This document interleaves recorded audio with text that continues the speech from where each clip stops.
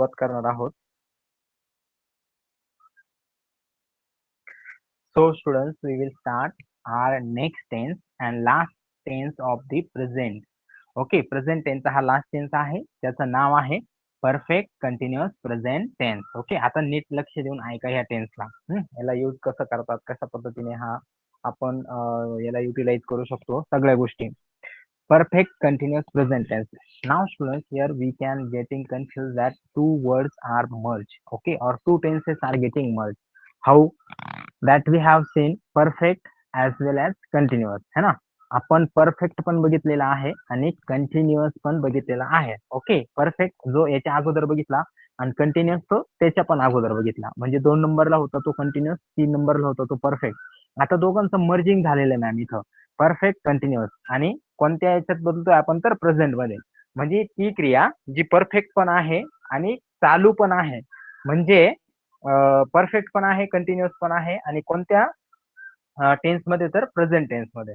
Okay, present tense मध्ये म्हणजे almost ती क्रिया जी आहे ती परफेक्ट होण्याच्या म्हणजे परफेक्ट ऑलमोस्ट परफेक्ट होण्यात आहे, परंतु अजून थोडंफार बाकी असल्यामुळं ती कंटिन्यू आहे. ओके, ऑलमोस्ट ती क्रिया काय झालेली आहे तर कंप्लीट झालेली आहे, फक्त थोडीशी बाकी आहे. ओके, तर हा एक सेन्स असतो त्याचा आणि दुसरा एक सेन्स असतो तो पुढे सांगेल मी तुम्हाला. आता फक्त एक समजून घ्या की परफेक्ट कंटिन्युअस म्हणजे काय, का ती क्रिया ऑलमोस्ट काय झालेली आहे, परफेक्ट आहे, परंतु थोडीफार बाकी आहे. थोडीफार बाकी आहे म्हणजे कंटिन्युअस आहे. ओके, आणि कोणत्या टेन्स मध्ये प्रेझेंट टेन्स मध्ये, म्हणून त्याला त्या टेन्सला म्हणतात perfect continuous present tense. Okay, आता हा टेन्स तुम्हाला एक्झाम्पल व्यवस्थित समजेल. आता नीट ऐका बघा. Perfect continuous present tense shows an action that started in the past and still happening now or just stopped, focusing on how long it has been happening. बघा इथं काय सांगितलं student, perfect continuous present tense जो आहे हा असा tense आहे की जो खूप वेळेचा चालू आहे. काय सांगितलं बघा, tense shows an action that started in the past. बघा ज्याची क्रिया कुठं स्टार्ट झालेली होती, पास्ट मध्ये सुरू झालेली होती, बट ती क्रिया काय सांगितलं इथं की अजून पण चालूच आहे. बघा, हॅज बीन हॅपनिंग, अजून पण काय आहे ती क्रिया चालूच आहे. सो एखादी क्रिया खूप वेळेपासून चालू आहे आणि अजूनही ती चालू आहे, अशा कुठल्याही टेन्स साठी आपण परफेक्ट कंटिन्युअस प्रेझेंट टेन्स काय करतो तर वापरतो. ओके, आता इथं शॉर्ट डेफिनेशन काय दिली बघा आपली, almost completed something is remain. म्हणजे काय का ती क्रिया ऑलमोस्ट पूर्णत्वास गेलेली आहे पण थोडी बाकी आहे. ओके, हा एक या टेन्सचा जो आहे एक शॉर्टली एक डेफिनेशन आहे की ती क्रिया पूर्णत्वास गेलेली आहे पण एकदम पूर्ण झालेली नाही. अशा टेन्सला काय म्हणतो आपण तर परफेक्ट कंटिन्युअस प्रेझेंट टेन्स म्हणतो. ओके, सो सिम्पली आपण बघितलं परफेक्ट कंटिन्युअस प्रेझेंट टेन्स मध्ये की आता एखादी क्रिया, जसं प्रेझेंट टेन्स चालू आहे आता, तर यामध्ये एखादी क्रिया काय झालेली आहे, पूर्णत्वास गेलेली आहे पण पूर्ण झालेली नाही. असा जर सेन्स असेल तर त्या टेन्सला काय म्हणायचं, परफेक्ट कंटिन्युअस प्रेझेंट टेन्स म्हणायचं. ओके, आता एक्झाम्पल साठी एक एक्झाम्पल घेऊया. जसं की आपण काय बघतो स्टुडंट्स, आता प्रेझेंट टेन्स बघतोय आपला, बरोबर. आता ह्या प्रेझेंट टेन्स मध्ये स्टुडंट्स काय आहे, या प्रेझेंट टेन्स मध्ये आपण 4 टाईपचे टेन्सेस बघतो. एक बघतो सिंपल, बरोबर, दुसरा बघतो आपण कंटिन्युअस, तिसरा बघतो आपण परफेक्ट आणि चौथा बघतो आपण परफेक्ट कंटिन्युअस. सो ऍक्च्युली काय झालेलं आहे स्टुडंट, आपला सिंपल कंप्लीट आहे, कंटिन्युअस कंप्लीट आहे, परफेक्ट कंटिन्युअस आहे. म्हणजे प्रेझेंट टेन्स मधले जे 3 टेन्स आहे ते कंप्लीट आहे आणि जो चौथा टेन्स आहे तो आपण सुरू केलेला आहे. म्हणजे याचा अर्थ काय झाला स्टुडंट, ऑलमोस्ट आपली क्रिया काय आहे तर परफेक्ट आहे, पण अजून पण पूर्ण परफेक्ट नाहीये, थोडीशी बाकी आहे. आता ती बाकी आहे ती काय असणार आहे तर चालू असणार आहे, म्हणजे कंटिन्युअस असणार आहे. म्हणजे आत्ताचा जो आपल्या टेन्स बद्दलचा जो सिच्युएशन किंवा सेन्स आहे तो कोणता आहे, परफेक्ट कंटिन्युअस प्रेझेंट टेन्सचा आहे. आता थोडंसं तुमच्या लक्षात आलेलं असेल की एखादी क्रिया पूर्णत्वास गेलेली आहे पण पूर्ण झालेली नाही. जसं की प्रेझेंट टेन्स पूर्णत्वास आलेला आहे पण आज तो पूर्ण होईल, अजून झालेला नाही. असा जो सेन्स असतो त्याला आपण परफेक्ट कंटिन्युअस टेन्स म्हणतो आणि तो सेन्स कधी आहे तर प्रेझेंट मध्ये आहे, म्हणून perfect continuous present tense. Okay, आता या ठिकाणी तुमच्या डेफिनेशन व्यवस्थित समजलीच असेल. आता या ठिकाणी आपण जाऊया फॉर्म्युल्यावरती. ओके, ऍज युज्युअल आता फॉर्म्युल्याला नीट समजून घ्या. आता एक तर समजलेला आहे आपल्याला, एखादी क्रिया पूर्णत्वास गेलेली आहे पण पूर्ण झालेली नाही, थोडीफार चालूच असणार आहे. सो बघा इथं फॉर्म्युला दिलेला आहे बघा स्टुडंट, एक फॉर्म्युल्यामध्ये या ठिकाणी सांगितलं बघा ऍज युजल, जसं की तुम्हाला सांगितलेलं आहे सुरुवातीला येतो सब्जेक्ट, त्यानंतर लास्टला आपला नेहमी काय असतो ऑब्जेक्ट असतो. ओके, आता स्टुडंट आता बघा इथं सुरुवातीला सब्जेक्ट आलाय. त्यानंतर बघा स्टुडंट या ठिकाणी हॅव आणि हॅज आलं. हॅव हॅज का आलं स्टुडंट? कारण परफेक्ट प्रेझेंट टेन्स मध्ये आपण हॅव हॅज वापरलं होतं. ओके, परफेक्ट टेन्स मध्ये आपण हॅव हॅज वापरतो हे आपल्याला माहित आहे. तर सब्जेक्टच्या नंतर आपण हॅव हॅज घेतलं. त्यानंतर बघा स्टुडंट या ठिकाणी कंटिन्युअस पण टेन्स यामध्ये मर्ज आहेत. मी तुम्हाला सांगितलं कुठलाही कंटिन्युअस टेन्स असेल तर त्या ठिकाणी व्हर्ब आयएनजी त्या ठिकाणी होतो. काय होतो स्टुडंट? तर व्हर्ब आयएनजी होतो आणि शेवटी या ठिकाणी काय दिलेलं आहे तर ऑब्जेक्ट दिलेला आहे, जसं की आपलं नेहमी ऑब्जेक्ट असतं त्या ठिकाणी. तो बघा स्टुडंट आपला फॉर्म्युला झाला सब्जेक्ट, त्यानंतर हॅव और हॅज. ओके, त्यानंतर बघा व्हर्ब आयएनजी का? कारण कंटिन्युअस आहे आणि ऑब्जेक्ट. आता स्टुडंट्स बघा या ठिकाणी एक ट्विस्ट आहे. आता तुम्ही खूप वेळेस ऐकलेला असेल, लोक यूज बोलताना बीनचा वापर करतात. तर तो बीन कोणत्या सिच्युएशनला यूज होतो ते आज नीट बघा आणि तुमच्या इंग्लिश स्पीकिंग मध्ये त्याला यूज करा. सो या ठिकाणी जेव्हा दोन टेन्स मर्ज होतात है ना, दोन टेन्स जेव्हा मर्ज होतात तेव्हा आपल्याला हा बीन काय करायचा असतो तर यूज करायचा असतो. सो अशा प्रकारे आपला फॉर्म्युला बघा काय झाला, सब्जेक्ट प्लस हॅव हॅज का आलं? कारण त्या टेन्स मध्ये परफेक्ट प्रेझेंट टेन्स आहे. मी तुम्हाला सांगितलं परफेक्ट प्रेझेंट आला तर हॅव हॅज वापरायचं, बरोबर. त्यानंतर मी तुम्हाला सांगितलं व्हर्ब आयएनजी आलेला आहे. व्हर्ब आयएनजी का आला? कारण त्याच्यात कंटिन्युअस टेन्स पण आलेला आहे, बरोबर. कंटिन्युअस टेन्स आलेला आहे. शेवटी ऑब्जेक्ट असतं ऍज युजल आणि मध्ये काय वापरलं आपण? बिन वापरला, कारण दोन टेन्स या ठिकाणी एक झालेली आहेत. ओके, किंवा दोन टेन्सची सिच्युएशन एक झालेली आहे. सो आपला ओव्हरऑल फॉर्म्युला झाला सब्जेक्ट प्लस हॅव और has plus been plus verb ING plus object. Okay, so प्रत्येक गोष्ट कशी या ठिकाणी आली ते मी तुम्हाला व्यवस्थित मी समजून सांगितलेलं आहे. आता स्टुडंट्स बघा हा फॉर्म्युला या ठिकाणी झाला तयार आणि यामध्ये या फॉर्म्युल्यामध्ये सगळ्या कन्सेप्ट का या प्रकारे आल्या ते मी तुम्हाला या ठिकाणी क्लिअर केलेलं आहे. तो फॉर्म्युला जर क्लिअर झाला असेल तर please raise your hand student. Okay, very good. So जसं की मी तुम्हाला सांगितलं सब्जेक्ट हॅव और हॅज. हॅव और हॅज तुम्हाला माहित आहे कुठलाही परफेक्ट टेन्स असेल तर त्यात यूज होतो. त्यानंतर व्हर्ब आयएनजी कंटिन्युअस टेन्स होता म्हणून आणि ऑब्जेक्ट शेवटी असतं आणि बीन का? कारण दोन टेन्स मर्ज झाले. सो सब्जेक्ट प्लस हॅव और has plus been plus verb ING plus object हा आपला फॉर्म्युला या ठिकाणी झालेला आहे. सो आता नेक्स्ट आहे बघा स्टुडंट, आता आपण जाऊया एक्झाम्पल वरती. आता एक्झाम्पल या ठिकाणी काय आहे स्टुडंट? तर आता अजून एक मी तुम्हाला सेन्स देईल, फक्त थोडंसं त्याला नोट डाऊन करून करत चला. तर या ठिकाणी बघा पहिलं सेंटेन्स आहे समीर हॅज. बघा Sameer has been, Sameer has been going for a walk. मग आता या ठिकाणी काय सांगितलं स्टुडंट? त्यांनी सुरुवातीला सब्जेक्ट वापरा सांगितलं, मग आपण सब्जेक्ट वापरला. मग त्यांनी सांगितलं हॅव और हॅज वापरा, मग समीर होता म्हणून हॅज तिचा अप्लाय होतो, मग झालं समीर हॅज. मग त्यांनी सांगितलं दोन टेन्स मर्ज होते म्हणून बीन वापरला आपण. बघा मग काय झालं sentence Sameer has been. Okay, मग त्यांनी सांगितलं व्हर्ब आयएनजी लावा, मग व्हर्ब आयएनजी काय? गोइंग आणि ऑब्जेक्ट काय आहे? For a walk. मग सेंटेन्स झालं आपलं Sameer has been going for a walk. Okay student, Sameer has been going for a walk. Okay, हा आपला काय झाला एक या ठिकाणी फॉर्म्युला झाला, Sameer has been going for a walk. Sorry, आपला एक सेंटेन्स झाला आहे ना. आता हे बघा स्टुडंट याला मराठीमध्ये कसं म्हणणार? बघा याला मराठीमध्ये कसं म्हणणार त्याच्यावरती इम्पॉर्टंट आहे. आता याचा सेन्स बघा कसा आहे, तर असा सेन्स आहे याचा की समीर वॉकला जात आलेला आहे. बघा स्टुडंट, समीर वॉकला जात आलेला आहे.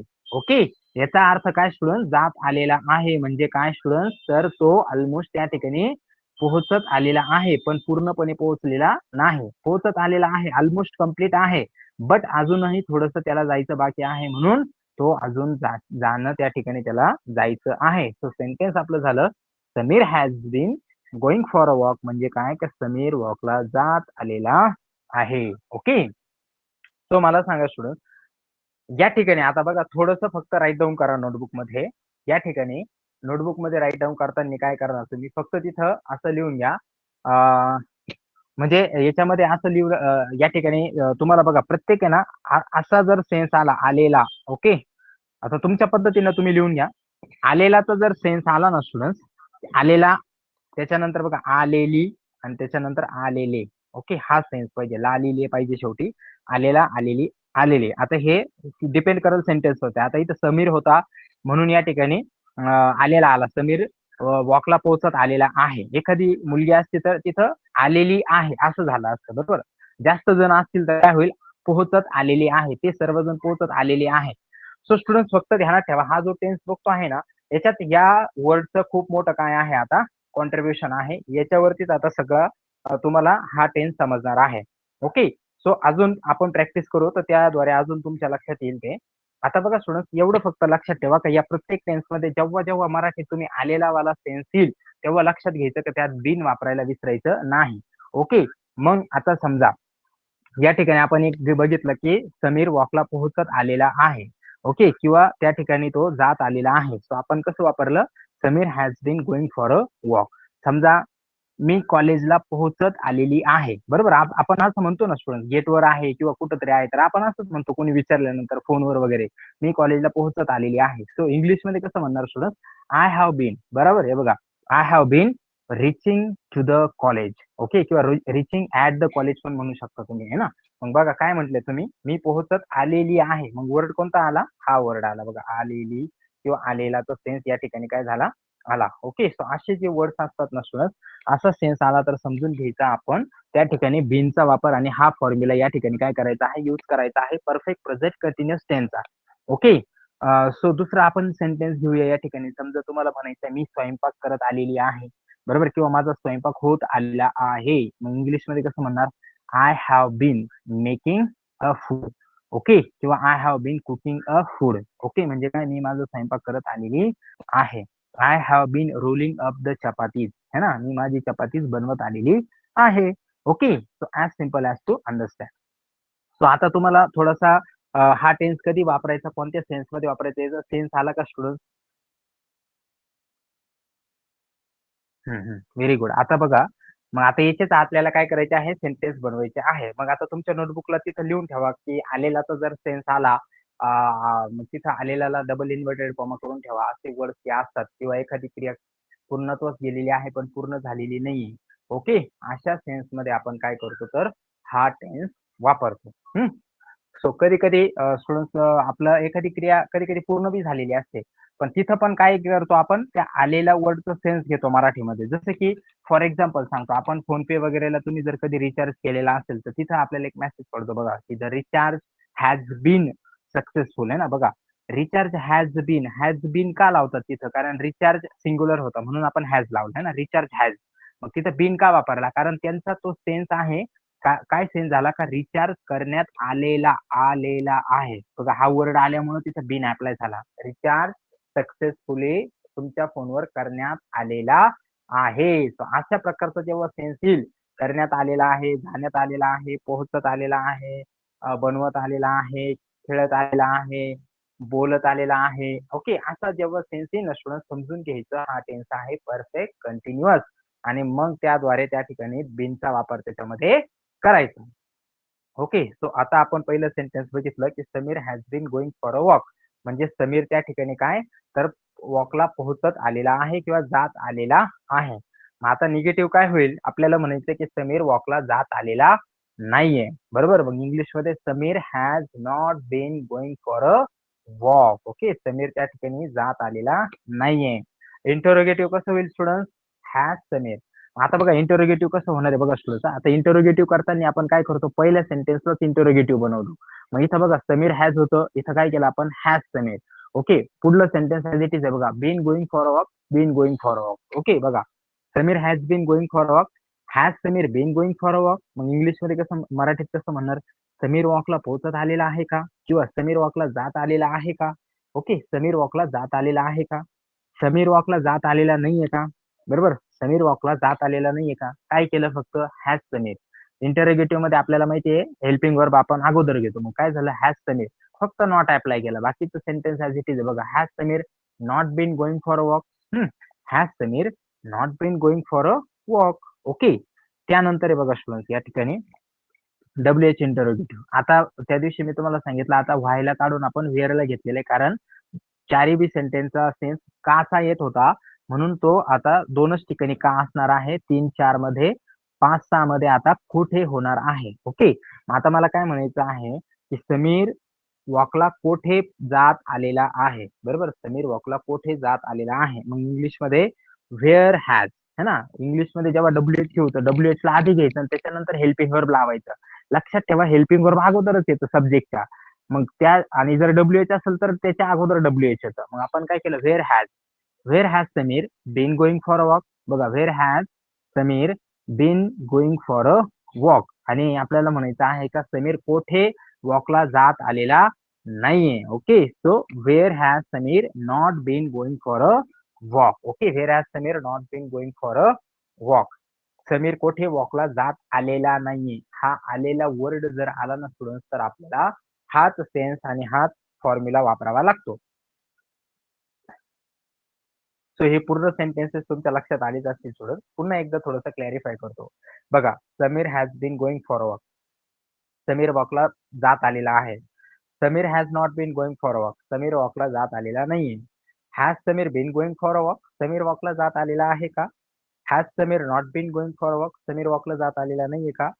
Where has Sameer been going for a walk. Sameer कोठे वॉकला जात आलेला आहे. आणि where has Sameer not been going for a walk. Sameer कोठे वॉकला जात आलेला नाहीये. बरोबर. सो अशा प्रकारे आपण पूर्ण सेंटेन्सेस या ठिकाणी काय केलेले स्टुडंट, यूज केलेले आणि त्यांना या ठिकाणी आपण लिहिलेलं आहे. आता आपण काय करणार आहोत स्टुडंट, आय या सब्जेक्ट वरून काही क्वेश्चन बनवूया. बघा, काय, I have been going for a walk. मी वॉकला जात आलेलो आहे. बरोबर. बघा, I have been going for a walk, मी वॉकला जात आलेलो आहे, है ना. I have not been going for a walk, मी वॉकला जात आलेलो नाहीये.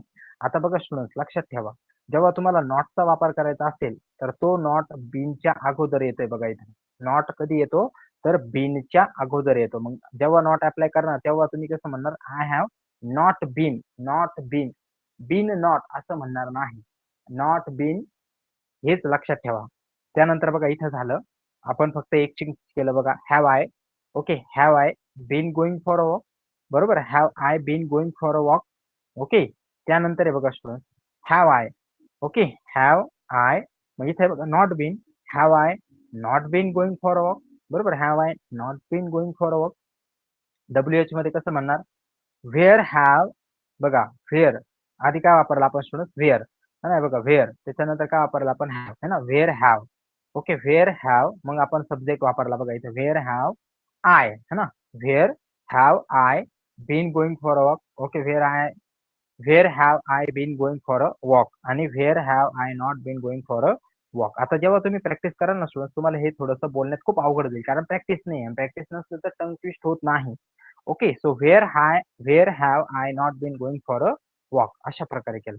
मग आता बघा स्टुडंट, या ठिकाणी आपण आयचं पण एक्झाम्पल या ठिकाणी बघितलेलं आहे. ओके, तर पहिलं काय होतं, मी वॉकला जात आलेलो आहे. मी वॉकला जात आलेलो नाहीये. मी वॉकला जात आलेलो आहे का? मी वॉकला जात आलेलो नाहीये का? मी कोठे वॉकला जात आलेलो आहे आणि मी कोठे वॉकला जात आलेलो नाहीये. ओके, सो अशा प्रकारचा आपण आय आणि समीर वरचे दोन्ही एक्झाम्पल्स बघितले आणि त्यांचा सेन्स आपण या ठिकाणी समजून घेतला. सो तुमच्या आता दोन्ही पण स्लाइड व्यवस्थित लक्षात आलेत का? Okay, very good. चला, आता आपण अजून काही सब्जेक्टच्या थ्रू काही एक्झाम्पल्स बघूया. जसे की दिलंय बघा, I have been playing cricket, है ना, म्हणजे काय, मी क्रिकेट खेळत आलेलो आहे. Okay, we have been playing cricket, आम्ही क्रिकेट खेळत आलेलो आहे. You have been playing cricket, तू क्रिकेट खेळत आलेला आहे. You have been playing cricket, तुम्ही सर्वजण क्रिकेट खेळत आलेला आहात. He has been playing cricket, तो क्रिकेट खेळत आलेला आहे. She has been playing cricket, ती क्रिकेट खेळत आलेली आहे. It has been playing cricket, तो किंवा ती क्रिकेट खेळत आलेली आहे. They have been playing cricket, ते सर्वजण क्रिकेट खेळत आलेले आहे. Sameer has been playing cricket, Sameer cricket खेळत आलेला आहे. Sameer and Aamir have been playing cricket, दोघं पण क्रिकेट खेळत आलेले आहे. This boy has been playing cricket, हा मुलगा क्रिकेट खेळत आलेला आहे. That boy has been playing cricket, तो मुलगा क्रिकेट खेळत आलेला आहे. दिस boys have been playing cricket, हे सर्व मुलं क्रिकेट खेळत आलेले आहे. आणि those boys have been playing cricket, ते सर्व मुलं क्रिकेट खेळत आलेली आहे. तर अशा प्रकारे आपण काय केलेलं स्टुडंट, 14 सब्जेक्टच्या थ्रू त्या सर्व सेंटेन्सेसला काय केलेलं, बघितलेलं आहे. ओके, सो अशा प्रकारे आपण आता आपण जे एक्झाम्पलची प्रॅक्टिस करतो, ज्याने आपली टंग ट्विस्ट होते असे सेंटेन्सेस बनवण्यासाठी, ते सेंटेन्सेस फायनली या ठिकाणी बघणार आहोत. ओके, सो पहिलं सेंटेन्स बघा, I have been playing cricket, म्हणजे काय, मी क्रिकेट खेळत आलेलो आहे. We have not been playing cricket, आम्ही क्रिकेट खेळत आलेलो नाही. बघा, नॉट बीन. ओके, नॉट लागलेला आहे अगोदर. त्याच्यानंतर बघा, have you been playing cricket? तू क्रिकेट खेळत आलेला आहेस का? Have you not been playing cricket? तुम्ही क्रिकेट खेळत आलेले नाही आहात का? Where has he been playing cricket? तो कोठे क्रिकेट खेळत आलेला आहे? Where has she not been playing cricket? ती कोठे क्रिकेट खेळत आलेली नाहीये. It has been playing cricket? तो किंवा ती क्रिकेट खेळत आलेली आहे. They have not been playing cricket? ते सर्वजण क्रिकेट खेळत आलेले नाहीये. Has Sameer been playing cricket? Sameer cricket खेळत आलेला आहे का? Have Sameer and Aamir not been playing cricket? ते दोघे क्रिकेट खेळत आलेले नाहीये का? Where has this boy been playing cricket? हा मुलगा कुठे क्रिकेट खेळत आलेला आहे? Where has that boy not been playing cricket? तो मुलगा कुठे क्रिकेट खेळत आलेला नाहीये. Those boys have been playing cricket. Sorry, these boys, हे सर्व मुले क्रिकेट खेळत आलेली आहेत. And those boys have not been playing cricket? ते सर्व मुले क्रिकेट खेळत आलेली नाहीये. ओके, सो अशा प्रकारे स्टुडंट्स आपण हा टेन्स पूर्णपणे सेन्सच्या थ्रू बघितलेला आहे की कशा प्रकारे याचा सेन्स असतो आणि या टेन्सला आपण कोणत्या सिच्युएशन मध्ये काय करू शकतो तर यूज करू शकतो. ओके, सो अशा प्रकारे आपण हा टेन्स या ठिकाणी पूर्ण बघितलेला आहे.